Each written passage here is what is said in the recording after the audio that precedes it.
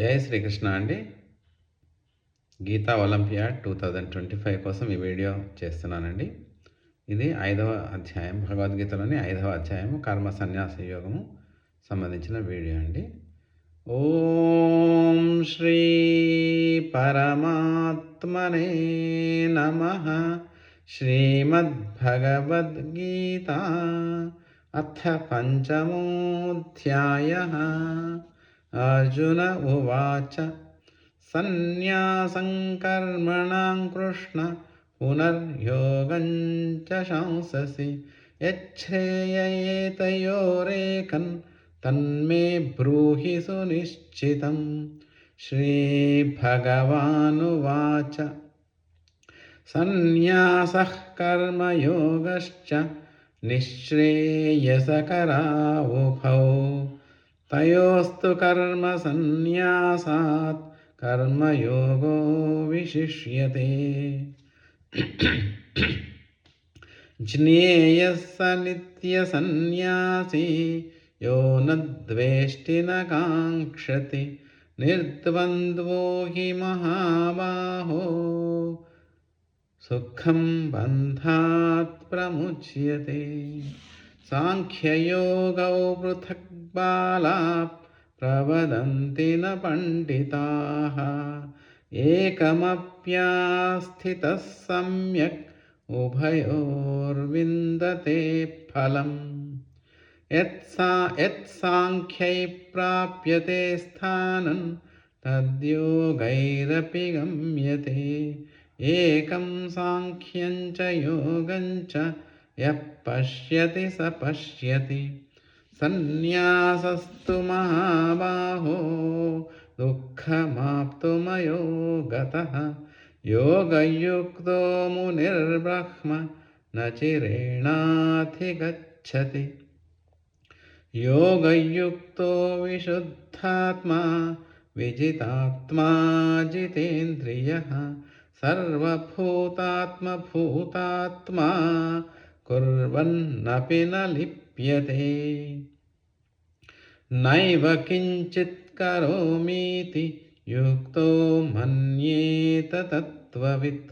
పశ్యన్ శృణ్వన్ స్పృశన్ జిఘ్రన్ నశ్నన్ గచ్చన్ సపన్ శ్వసన్ ప్రలపన్ విసృజన్ గృహ్ణన్ నున్మిషన్ నిమిషన్నపి. ఇంద్రియాణీంద్రియార్థేషు వర్తంత ఇతి ధారయన్ బ్రహ్మణ్యాధాయ కర్మాణి సంగం త్యక్త్వా కరోతి యః లిప్యతేన స పాపేన పద్మపత్రమివాంభసా. కాయేన మనసా బుద్ధ్యా కేవలైరింద్రియైరపి యోగినః కర్మ కుర్వంతి సంగం త్యక్త్వాత్మశుద్ధయే. యుక్తః కర్మఫలం త్యక్త్వా శాంతిమాప్నోతి నైష్ఠికీం. అయుక్తః కామకారేణ ఫలే సక్తో నిబధ్యతే. సర్వకర్మాణి మనసా సన్యస్యాస్తే సుఖం వశే. నవద్వారే పురే దేహి నైవ కుర్వన్న కారయన్. న కర్తృత్వం న కర్మాణి లోకస్య సృజతి ప్రభుః. న కర్మఫల సంయోగం స్వభావస్తు ప్రవర్తతే. నాదత్తే కస్యచిత్ పాపం న చైవ సుకృతం విభుః. అజ్ఞానేనావృతం జ్ఞానం తేన ముహ్యంతి జంతవః. జ్ఞానేన తు తదజ్ఞానై యేషాం నాశితమాత్మనః తేషామాదిత్యవజ్ఞానం ప్రకాశయతి తత్పరం.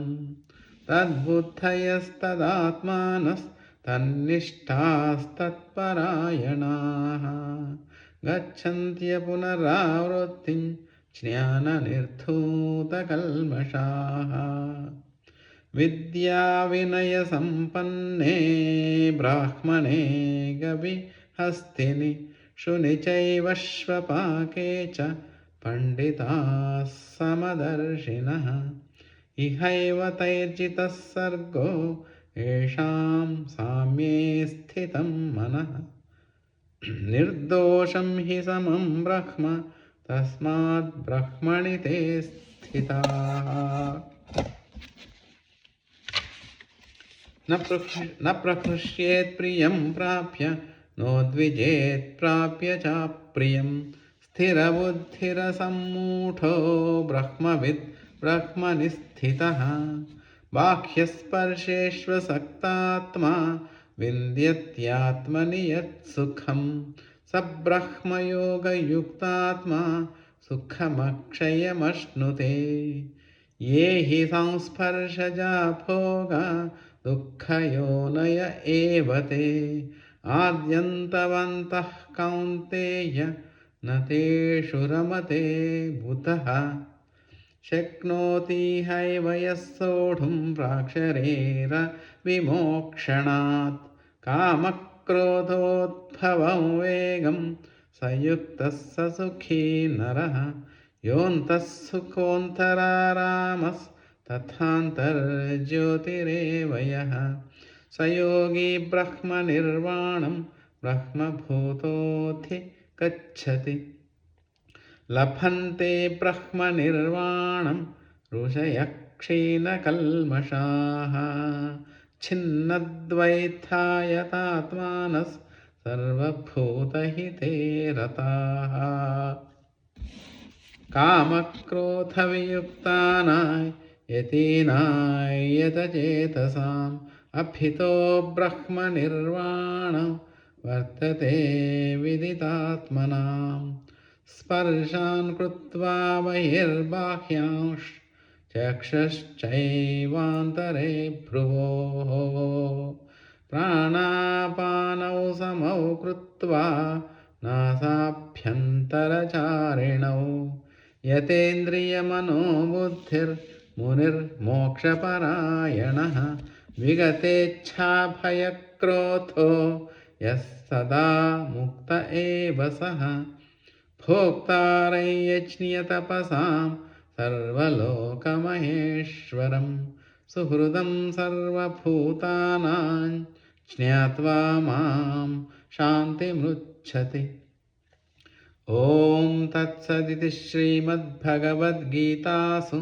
उपनिषत्सु ब्रह्मविद्यायां योगशास्त्रे श्रीकृष्णार्जुनसंवादे कर्मसन्न्यासयोगो नाम पंचमोऽध्यायः। ओम श्रीकृष्णार्पणमस्तु।